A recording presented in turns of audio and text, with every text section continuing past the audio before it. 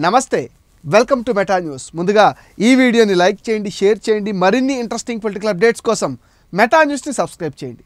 ఇక మ్యాటర్లోకి వస్తే AP CM Chandrababu Naidu సచివాలయంలో బాధ్యతలు చేపట్టిన వెంటనే రాష్ట్రంలో గత ప్రభుత్వం హడావుడిగా తెచ్చిన వివాదాస్పద ల్యాండ్ టైటిలింగ్ చట్టం రద్దుపైన రెండవ సంతకం చేశారు. రాష్ట్రంలో కొత్తగా ఏర్పాటైన కూటమి ఎన్నికల ప్రచార సమయంలో ఈ చట్టం రద్దు చేస్తామని హామీ ఇచ్చారు.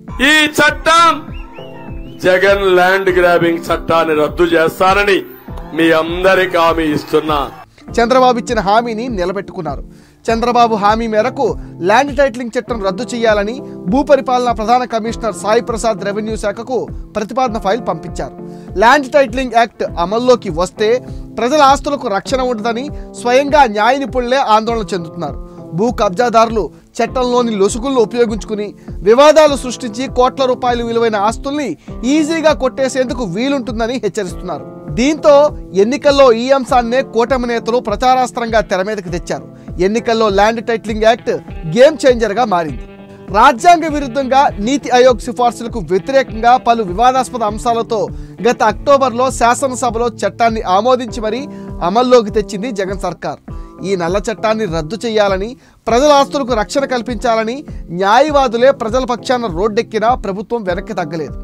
ఎన్నికల్లో ప్రతిపక్షాలు సైతం వాస్తవాలు ప్రజలకు చెబుతున్నా వాటిని ప్రభుత్వం అంగీకరించలేదు. పైగా సాక్షాత్తు సీఎం జగన్ సహా మంత్రులే రోజుకో మాట పూటకో అబద్ధం ఆడుతూ చట్టాన్ని సమర్థిస్తూ ప్రజల్ని పక్కదో పట్టించారు. దీని ప్రకారం ప్రజల స్థిరాస్తులపైన చట్టబద్ధ హక్కుల నిర్ణయం అధికారులదే.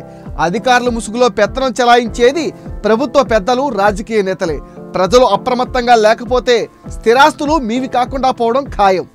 అధికారులను దారిలోకి తెచ్చుకుని ఎవరైనా ప్రభుత్వ దేవాదాయ భూములకు యజమానిగా టైటిల్ రిజిస్టర్లో వారి పేరు చేర్చుకుంటే పట్టించుకునే వాళ్ళు ఉండరు. రిజిస్టర్ అధికారుల ఆధీనంలో ఉంటాయి కాబట్టి బయటకు తెలిసే అవకాశం ఉండదు. పేరు మార్పును 2 సంవత్సరాల వరకు ఎవరూ పట్టించుకోకుంటే ఆ తర్వాత భూమిపైన యాజమాన్య హక్కులు వారికే దక్కుతాయి. అధికారం, ధనబలం, కండబలం ఉన్న వ్యక్తుల చేతుల్లోకి దేవాదాయ, ప్రభుత్వ భూములు వెళ్ళిపోతాయి. అంతేకాదు, గత ప్రభుత్వం అందించిన పాస్ పుస్తకాలపైన రైతులు తీవ్ర ఆగ్రహంగా ఉన్నారు. తమ భూమి పత్రాలపైన జగన్ ఫోటోలు ఎందుకని ప్రశ్నిస్తున్నారు. కొందరు రైతులు ఆ పాస్ పుస్తకాలని చించివేస్తున్నారు. అడ్డగోలుగా చేసిన భూ సర్వేను, వాటి ఆధారంగా ఇచ్చిన పాస్ పుస్తకాలను కూడా రద్దు చేయాలని సీఎంని కోరుతున్నారు రైతులు. ఈ నల్ల చట్టాన్ని సీఎం చంద్రబాబు రద్దు చేయడంతో రైతులు ఆనందం వ్యక్తం చేస్తున్నారు. ఇది మెటా న్యూస్ అప్డేట్.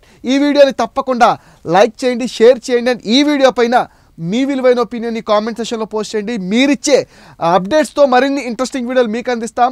ఫ్రెండ్స్, మీరు చేసిన సపోర్ట్తోనే మేము 75Kకి రీచ్ అయ్యామండి. ఈ ఛానల్ని 100K చేయాల్సిన బాధ్యత మీదే. దానికి మీరు చేయాల్సిందల్లా ఈ వీడియోస్ని మీ ఫ్రెండ్స్ అండ్ ఫ్యామిలీకి షేర్ చేయండి.